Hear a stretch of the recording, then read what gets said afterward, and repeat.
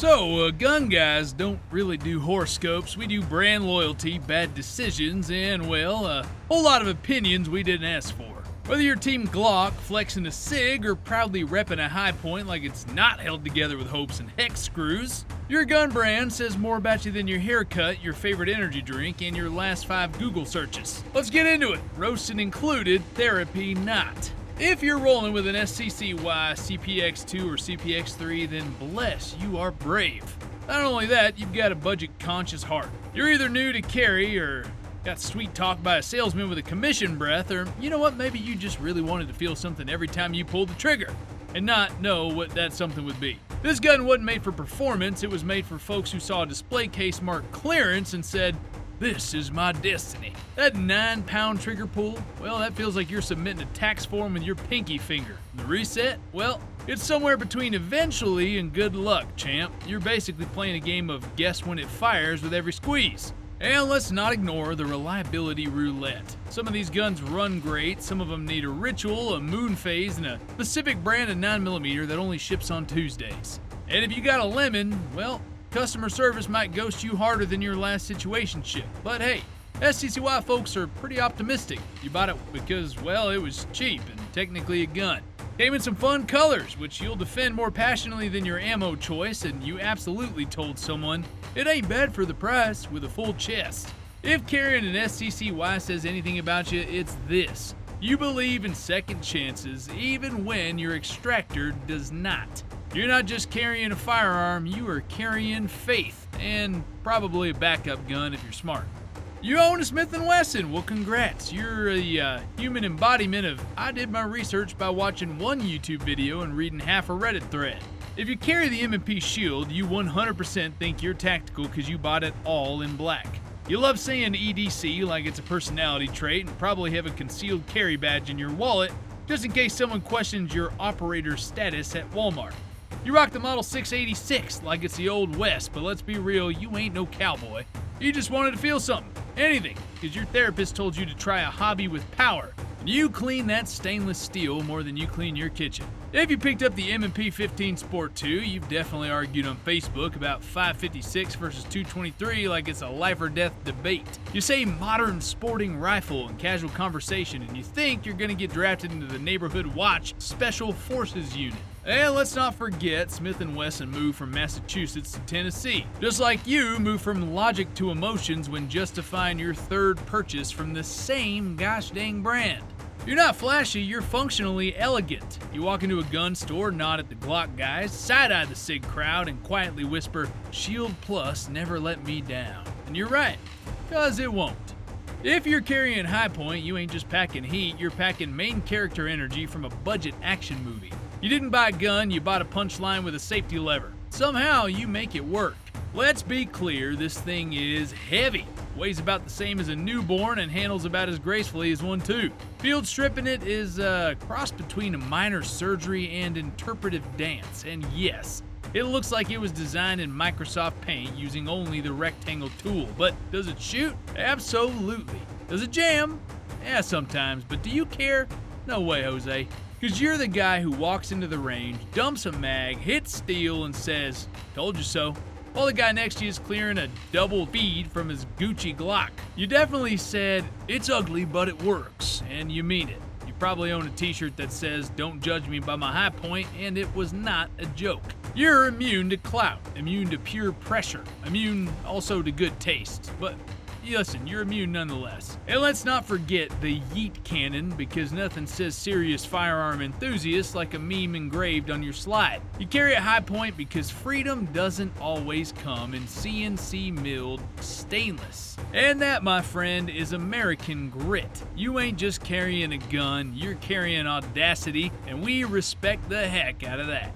If you carry a Glock, you probably said the phrase Glock perfection more times than you've actually cleaned your barrel. You tell everyone it's the gold standard, the no-nonsense warrior's choice, but your own carry gun's been Frankenstein into parts bin Picasso that barely even resembles anything that rolled off the Austrian line in the first place. You replaced the trigger because the stock one felt mushy. Then you swap the slide because the optics ready is a must. Then the frame didn't match your new aesthetic, so you bought a full stippled chassis from a guy named Kyle on Instagram.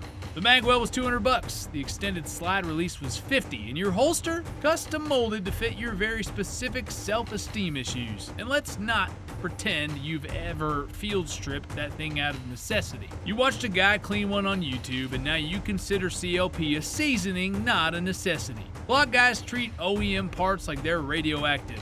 If it's factory, it's wrong. You won't stop until your build has everything except the original sole. And by then, you're $1,200 deep into a gun that was supposed to be simple. But hey, we get it. You're not just buying a Glock, you're buying a canvas. Just maybe spend a few bucks on the range time too, yeah? PSA folks don't just buy guns, they forge them.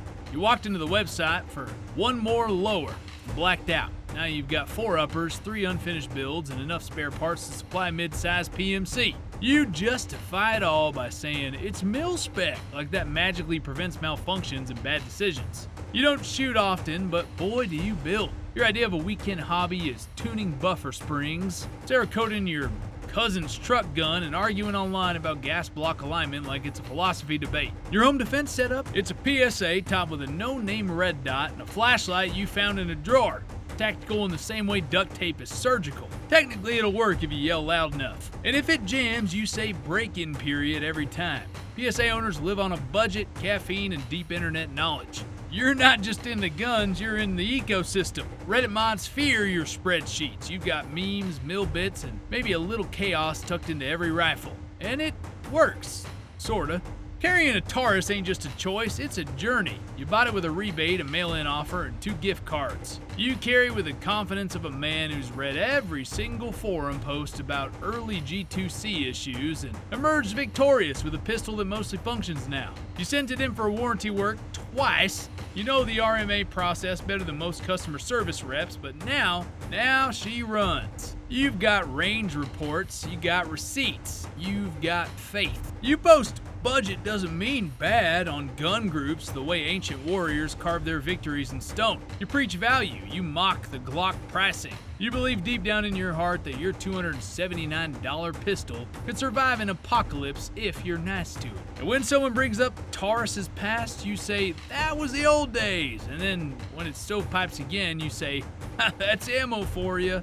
And when your buddy says, why not just buy something better, you say, then what would I fix? You carry Taurus not for the performance, but for the experience and the warranty. Alright, most likely the warranty. You pick Sig because you wanted elegance, a refined trigger, a red dot ready slide, and a taste of combat cred, and a logo that says, yes, I dropped $800 to feel something. Your P365's immaculate. P365 XL is your daily, and you've definitely considered the macro because modularity is a lifestyle now. You talk about grip modules like they're houseplants. You bought at least 3 holsters for the same gun, and each one fixes a problem that didn't exist. You have opinions on FCUs, striker safeties, and flat versus curved triggers, and you will share those opinions in detail to anyone, even at baby showers. But you're also haunted by recalls. Every time Sig trends on Twitter, you get nervous. Every clunk in the holster's a trauma flashback. Claim yours is the post-fix version, even though the serial number makes you sweat. But you keep carrying it because you trust it. I mean, you have to. Sig folks spend more on upgrades and vacations and still dream of the next model. Your carry gun is flawless, except for the part you're replacing this week. Yeah, you're not just a shooter, you're a modular operator with a gear closet full of promise and a bank account full of regret. And that's why we love you. Kind of. If you're carrying Ruger, you ain't here for flash, you're here for the forever gun. Ruger doesn't make guns for the gram, they make guns for the kind of folks who think red dots are witchcraft and Glocks are what millennials use when they're not drinking oat milk. You picked Ruger because function beats fashion every single time, whether it's the GP100 that weighs as much as a brick of gold and hits like one too, or the LCP that disappears into your jeans like your will to answer work emails. Ruger just runs. You got a 10-22 somewhere that was passed down from a relative or possibly formed in the earth itself. Still shoots tighter groups in your buddy's tricked out AR. You say things like, I don't need all that tactical nonsense, while comfortably emptying a mag with iron sights and a trigger that feels like breaking in a new pair of boots. Ruger people don't post, they perform. You got a cleaning kit that's older than your dog, and every gun you own looks like it's either been in a gunfight or is prepping for one. You don't care if it's ugly, ugly doesn't jam. You buy guns once and you buy them right. You're not buying the hype, you're buying steel. American sweat, and enough reliability to make Glock flinch. Charter Arms. This is what happens when you want a revolver, but your budget said, not today, cowboy. You walk into the shop, spot a snub-nosed tag under $400 and say, yeah, that'll do. But deep down, you knew you were rolling the dice. Every pull's a mystery, baby. These revolvers come with what I'd like to call spicy quality control. You might get one that runs like a champ, or you might get one that binds up mid-cylinder rotation like it's having a midlife crisis. The timing sounds like a typewriter mixed up with a bad day. You say, I like the feeling of a wheel gun, and then you casually ignore that yours sometimes sounds like it's trying to self-destruct. You called it quirky, which is code for I don't trust it, but I already sold the receipt. And customer service? Yeah, good luck, partner. That ain't a phone line, it's a voicemail museum. You're not getting a replacement, you're getting character development. But at the end of the day, you don't mind. You like living on the edge, and Charter Arms didn't choose you, you settled for each other. And somehow that's made you stronger. Or delusional. Either way, you're still carrying. If you're carrying Keltec, you are not afraid of anything. Not public perception, not mechanical failure, not even God himself. You didn't buy a gun, you bought a question with a trigger. Your sub 2000 folds in half and fits in a backpack next to your existential dread. Your P3AT looks like it was 3D printed by a sleep-deprived engineering student.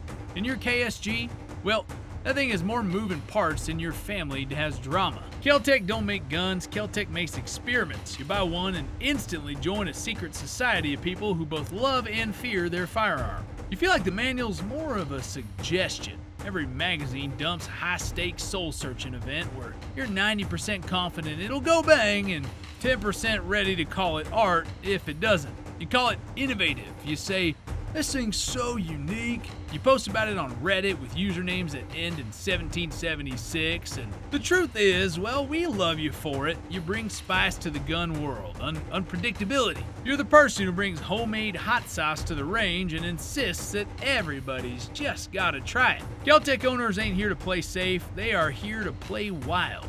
If you've got Remington inked in your collection, you're either nostalgic or an optimist with trust issues. Remember when the 870 was a gold standard, Model 700 was America's sweetheart, and Remington meant excellence, and then the corporate circus had to happen. You watched in horror as quality control got outsourced to chaos, prices stayed sky high, and once legendary firearms became gun counter cautionary tales. But you held on, because you've got that one gun, the pre-Freedom Group classic that you treat like an original Mustang. You baby it. You brag about the serial number. You whisper, they don't make them like this anymore, like it's a lost verse of the national anthem. And when Remington releases something new, you watch with hope and a little bit of trauma. You want to believe. You need the comeback, but you also need to check twice a week just in case things go sideways again. Remington owners are the exes who still check your page. You're not over it, but you might be ready to love again. We'll see. HK owners, y'all are built different. You paid over $1,000 for a gun that works flawlessly and treats you emotionally the same as an IKEA returns counter. HK doesn't love you, HK tolerates you, and somehow that makes you love it even more. You carry a VP9 or P30 and you say things like German engineering while your Glock buddy silently judges you from across the range with his 4 spare mags and an optic that costs less than your grip module. You know, because you suck and we hate you. You've embraced it.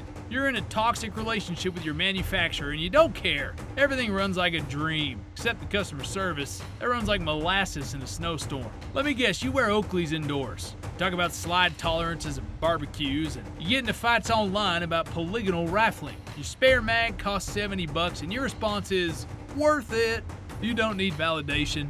You need precision and emotional damage. HK didn't just sell you a gun, they sold you the experience of being humbled by excellence, and you eat it up every single time. If your go-to piece is Beretta, you're not out here just trying to survive, you're trying to flourish. Every time that slide goes back, angels weep. Somewhere in Italy, a gunsmith drinks espresso and nods approvingly. The 92FS, it ain't just a carry gun, it's an opera. It's got curves, it's got soul. That open-top slide design might be a dust magnet, but you will fight anyone who questions its aesthetic. You're the guy who sets your phone down with a screen up and Beretta out. You shoot at the range, standing like you're about to deliver a monologue in a spaghetti western. And cleaning this thing? You don't clean it, you bless it. You just rub it down once in a while with a corner of your flannel and whisper, "Ti amo." The thing still runs because Italian engineering is powered by stubbornness and marinara sauce. You shoot for feel, not function. You're not timing drills, you're trying to impress fate itself. You have definitely referred to double action as character building, and you use the word heritage in non-ironic contexts. Your holster's leather, your ammo is brass only, and your entire motto is form first, fight second. And it's working for you. If you are running a CZ, you are deep in the gun hipster matrix. You didn't want something mainstream, so you went CZ. Then you spent the next year buying every aftermarket part imaginable until you accidentally built the gun you were trying to avoid.